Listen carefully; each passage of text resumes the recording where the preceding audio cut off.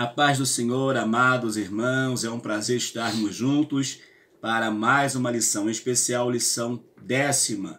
Já estamos aí entrando na reta final desse trimestre que está sendo uma bênção. E hoje nós falaremos sobre Atos dos Apóstolos.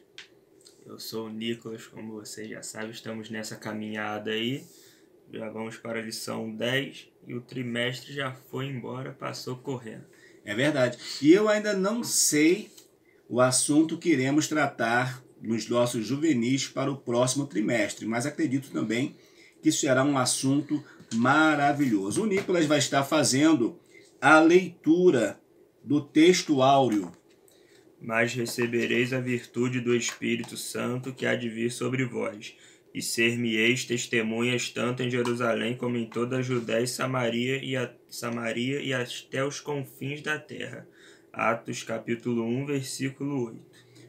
Atos 1:8, além de ser esse chamado do Senhor, ou essa ordem do Senhor, para nós sermos testemunhas, para os seus discípulos serem testemunhas, é para nós uma responsabilidade muito grande também, para nós testemunharmos. Porém, Atos vai nos trazer uma promessa maravilhosa, que é o Senhor Jesus vai dizer que é em Jerusalém que a promessa do alto vai descer, como o próprio Lucas escreve lá no capítulo 24 do seu livro, quando fala: ficar em Jerusalém até que do alto sejais revestido de poder. E agora, capítulo 1, verso 8, o Senhor vai ratificar esta promessa, e no capítulo 2 de Atos, que é o livro que vamos estar estudando, então nós vamos ver isso de fato acontecendo. Nós vamos para a leitura da lição do texto bíblico, que hoje está em Atos capítulo 1, dos versos 1 a 8, e Atos 2, versos 42 a 47. Como sempre, para ganharmos o tempo, não leremos todos os versículos, mas você dá uma pausa aí, leia os versículos e dá a sequência. O Nicolas vai estar iniciando. Fiz o primeiro tratado, ó Teófilo, acerca de tudo que Jesus começou, não só a fazer, mas a ensinar. Até o dia em que foi recebido em cima, depois de ter dado mandamentos pelo Espírito Santo aos apóstolos que escolhera, aos quais também, depois de ter padecido, se apresentou vivo, com muitas e infalíveis provas, sendo visto por eles por espaço de 40 dias, e falando do que respeita ao reino de Deus. E estando com eles, determinou-lhes que não se ausentassem de Jerusalém, mas que esperassem a promessa do Pai, que disse que de mim ouviste. Agora nós faremos a leitura do verso 46 e do verso 47.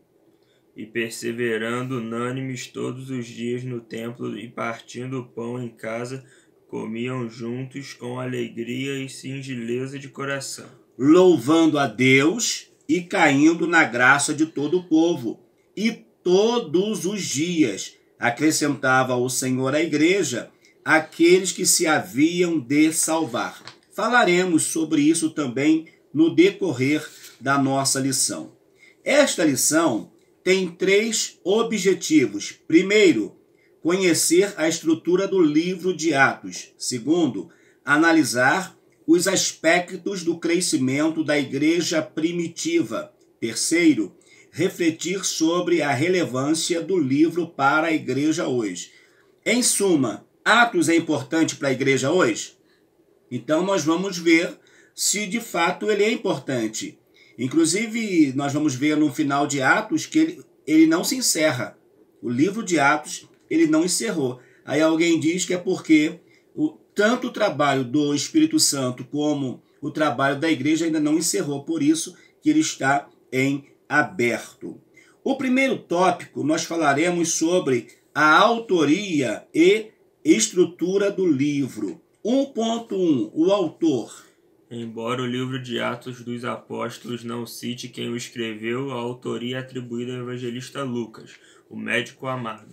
Algumas indicações de sua autoria são Em Atos, assim como no Evangelho de Lucas, Teófilo é mencionado como destinatário. O livro de Atos inicia praticamente onde termina o Evangelho de Lucas. Há também na história o testemunho de teólogos como Irineu, Clemente de Alexandria, Tertuliano, Orígenes, Eusébio e Jerônimo, que citam Lucas como autor do livro. Então aqui é ponto passivo. Todos nós sabemos que Lucas não foi um discípulo que andou com Jesus, não foi um apóstolo chamado diretamente por Jesus, mas ele vai se converter. E, se não me foge a memória, nós estudamos no seu livro que ele era romano. Romano ou grego? Agora me fugiu. Mas era grego. Ele não tinha a sua origem judaica. Não. Mas ele se converteu. E ao se converter, ele vai ser um exímio na escrita e nas pesquisas que ele fez. Então é ponto passivo de que Lucas, ele é o escritor tanto do seu livro que leva o seu nome Lucas, como também do livro de Atos. 1.2 vai falar sobre a estrutura do livro. Atos dos Apóstolos tem 28 capítulos. De forma didática, a Bíblia de Estudo Pentecostal apresenta o livro com 9 divisões, além da introdução. O derramamento do Espírito Santo. Primeiro, então, nós vamos ver tanto a promessa, Atos 1:8, quanto o derramar no capítulo 2, o derramamento do Espírito. O segundo, os primeiros dias da igreja em Jerusalém. Os primeiros dias da igreja em Jerusalém, ela é contada no sentido de que como as pessoas alcançaram a fé. E não somente isso, também vai ser registrado as perseguições que a igreja começa a sofrer nesse período. O 3. A perseguição leva à expansão. Olha só, aqui é um fato interessante. Por quê? Vocês leem no texto áureo, como nós lemos, que diz assim: mas recebereis a virtude do Espírito Santo que há de vir sobre vós, e ser-me-eis testemunhas, tanto em Jerusalém, como em toda a Judéia e Samaria e até os confins da terra. Não era para evangelizar toda Jerusalém, para depois toda a Judéia, para depois Samaria, para depois os confins da terra. Era para se pregar de forma simultânea. Só que eles não fizeram isso. Tanto que você vai ver lá, nós vamos ver, que há algo tão bom, aparentemente, acontecendo na igreja, que todo mundo tinha tudo em comum. Barnabé, que era um homem de posse, vendeu as suas propriedades, deu dinheiro para Pedro poder administrar, para abençoar, e eles começaram a viver ali. Só que a exemplo lá depois do dilúvio, vocês se lembram que Deus disse: vocês agora multipliquem e enchem a terra. Eles foram construir o que, Nicolas? Tu lembra? A torre. Eles quiseram ficar ali construindo uma torre, ou seja, fazendo a vida dele em volta daquela torre. Deus confundiu as línguas e cada um procurou o seu povo e foi embora. Na linguagem de vocês seria mais ou menos assim: vazou, foi embora. Então nós vamos ver que agora, o que Deus permite que aconteça? A perseguição. Quando acontece a perseguição, aqueles irmãos vão saindo levando esta poderosa palavra. Vão saindo evangelizando. Por onde eles passavam, eles anunciavam. E Samaria foi um desses lugares em que foi sacudida pelo poder de Deus. Quem pregou em Samaria foi o diácono Filipe. Pregou de forma maravilhosa. O 4.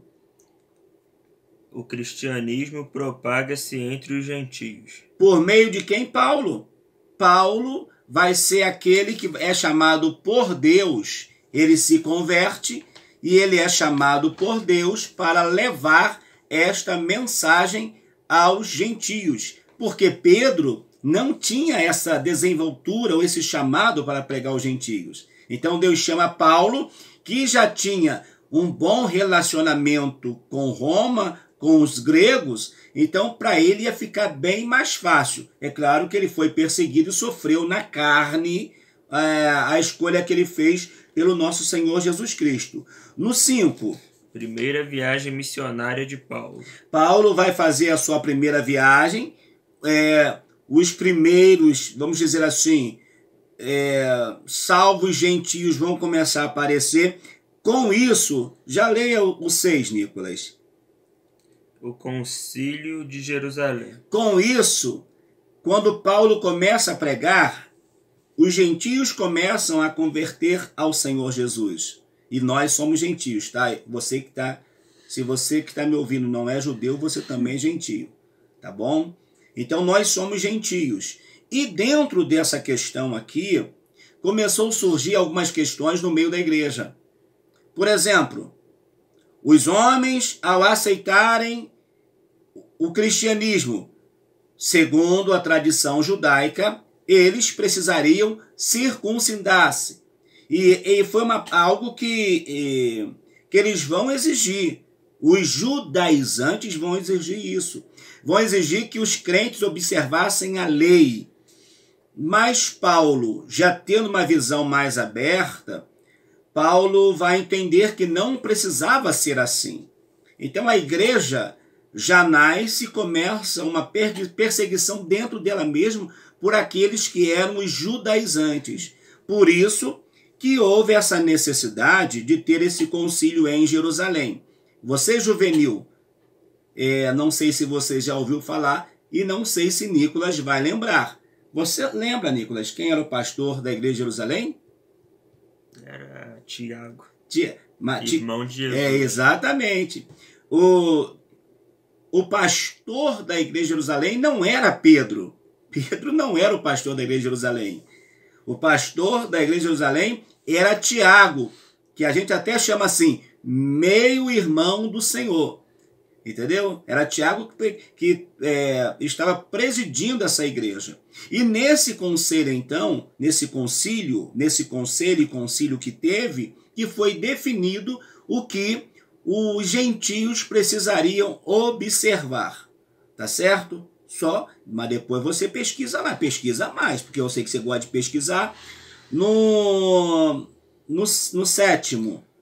A segunda viagem missionária de Paulo. No 8º. Terceira viagem missionária de Paulo. E no 9º. A prisão de Paulo e seu ministério enquanto preso. Tá vendo só? Então nós vamos ver que Paulo vai ter uma viagem, 2 viagens, 3 viagens. Olha só, a ideia de Paulo, ao fazer essas viagens, primeiro era ganhar as almas. E segundo plano era o quê? Era fortalecer. Então, a ideia de Paulo era fazer o quê? Fortalecer os crentes da igreja que haviam aceitado Jesus por aqueles dias ou aqueles anos. Então ele voltava nessas viagens e fortalecia. E Paulo, nessas suas viagens missionárias, ele ficava um período e observava. Vamos dizer assim, vamos dizer que Nicolas fosse Paulo. Aí Nicolas vai, prega, e eu sou um membro desta igreja que aceitei a Jesus. Nicolas ia começar a observar. Vamos ver quem dessa igreja pode pastorear, ou pode ser o representante na minha ausência. Então Nicolas iria observar, tem um Valmir, mas tem o Pedro, tem o João, tem o André. Vamos ver quem pode ficar de frente, porque a igreja ia precisar de uma liderança. E ele não podia estar em todos os lugares, é óbvio que não podia. Então ele levantava pessoas para cuidar disso. Mas, mesmo ele estando preso, ele vai ter os seus, quando ele não podia escrever, ele vai ter aquelas pessoas que escreviam para ele e levavam as cartas às igrejas que lhe pedia informações. O 2 diz, os acontecimentos. O livro mostra o cumprimento do que o Senhor havia falado aos seus discípulos que sucederia ao receberem a virtude do Espírito Santo que viria sobre eles. A descida do Espírito Santo nos dias de Pentecostes, estando eles em Jerusalém, os capacitou para a missão recebida e gerou conversões em grande número. seguida de intensa perseguição dos religiosos por causa dos milagres que Deus operava por meio deles. Após a morte de Estevão e ampliada a perseguição, os cristãos dispersos levaram o evangelho à Judéia, Samaria e a toda parte que foram. Então nós vamos ver que Atos é Atos dos Apóstolos. Alguém diz que poderia ser também Atos do Espírito Santo. Porque desde o início nós vamos ver a atuação do Espírito Santo dando norte à liderança da igreja. Levantando, desenvolvendo o chamado, abençoando, salvando, libertando, curando, agindo na vida de Pedro, na vida de João, na vida de Estevão. Estevão pregou uma mensagem terrivelmente poderosa, a ponto dos religiosos ficarem com seus olhos abugalhados, tentando agarrar o pescoço de Estevão. Só não fizeram isso porque ele estava cheio de Deus, mas mesmo assim ele vai ser apedrejado, e ao ser apedrejado, ele vai dizer: eis que vejo o céu aberto. Então nós vamos ver que Atos, no seu início, ele vai relatar para nós esses acontecimentos. E observação, se fosse algo para dizer que era fácil, Nicolas, não ia estar registrado nenhum tipo de perseguição ou de morte. Mas ele vai relatar perseguição, como os apóstolos apanharam, o quanto eles sofreram, mas eles se mantiveram de pés, e com isso a igreja vai crescer. A morte de Estevão não parou o avanço da igreja. A morte de Tiago, não o irmão do Senhor, mas o Tiago que já era apóstolo, também não parou o avanço da igreja. E tantas coisas vão acontecer. Com a conversão do perseguidor Saulo, inclusive quando Estevão está sendo apedrejado, diz a Escritura que a roupa de Estevão foi jogada aos pés de Saulo. Mas agora esse Saulo depois sai para perseguir os crentes, e durante a sua ida a Damasco, ele vai ter uma experiência profunda com o Senhor Jesus. De perseguidor dos crentes, ele vai passar agora a ser perseguido. O ponto 3 diz o crescimento da igreja. Atos é um livro de forte apelo missionário nesse sentido. Merece atenção a atitude dos discípulos que dispersos por causa da perseguição, que iam por toda parte anunciando a palavra. Mesmo com todas as provas sofridas, eles não paravam de anunciar o evangelho. O apóstolo Paulo, nas viagens missionárias que fez, não desistiu da missão recebida pelo Senhor. Embora tenha sofrido terríveis oposições e enfrentado diversos perigos, em paralelo podemos perceber que o crescimento da igreja está relacionado à ação direta do Espírito Santo. Podemos ver isso quando quase 3.000 almas receberam ao Senhor por meio do primeiro sermão pregado pelo apóstolo Pedro no dia de Pentecostes. Em um segundo momento, vemos o número de quase 5.000 almas dos que ouviram e creram na palavra.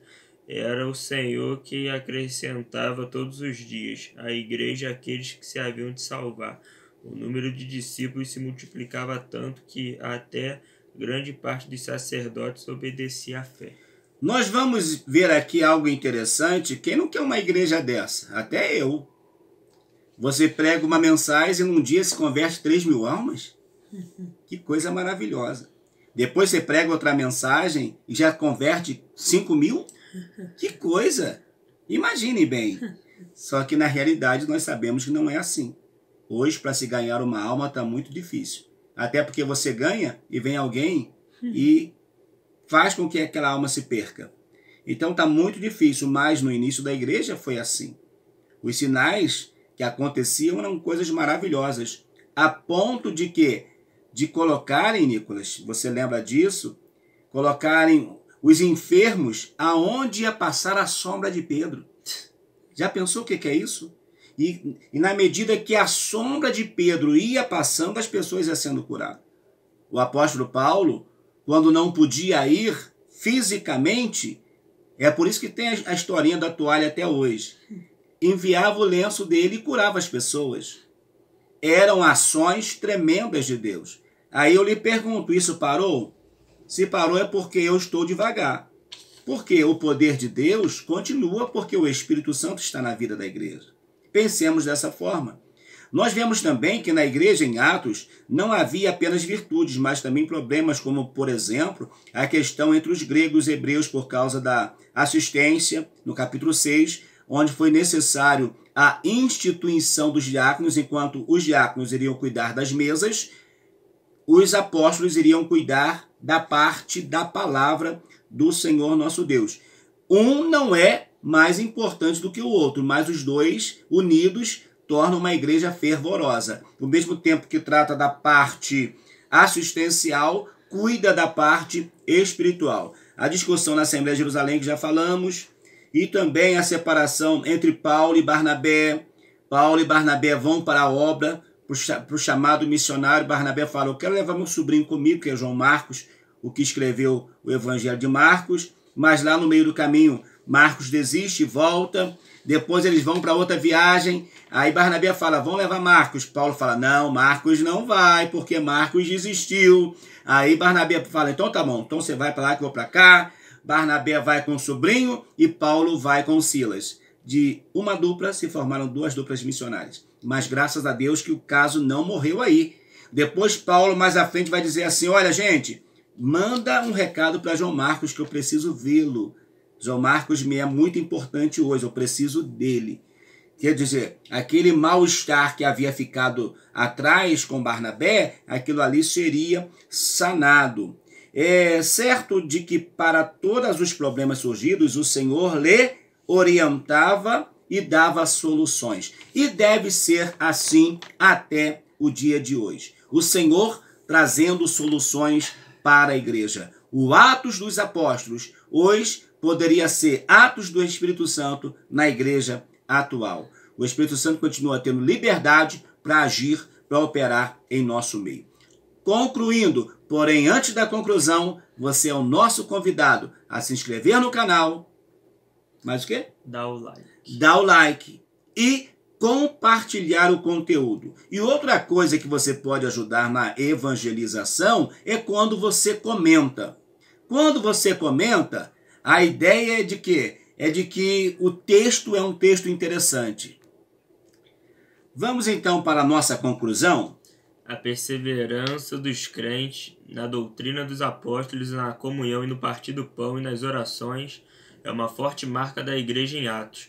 Os crentes eram tementes, fervorosos, davam bom testemunho e mostravam genuína comunhão, sobretudo no aspecto de suprir as necessidades uns dos outros, a fim de que ninguém tivesse falta de nada. Assim, a comunhão e o serviço eram as marcas dessa igreja, que se tornou forte e avançou até os nossos dias. Sigamos, portanto, o exemplo de nossos irmãos. Está vendo só?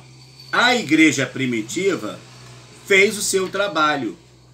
E nós que somos da igreja atual, nós também precisamos desenvolver o chamado que o Senhor tem dado a nós como igreja. Que Deus te abençoe. Você que é um juvenil, você que é um adolescente, um jovem, um irmão, uma irmã, entenda que você faz parte dessa igreja triunfante. Essa igreja que teve o seu início em Atos dos Apóstolos e vai até o arrebatamento.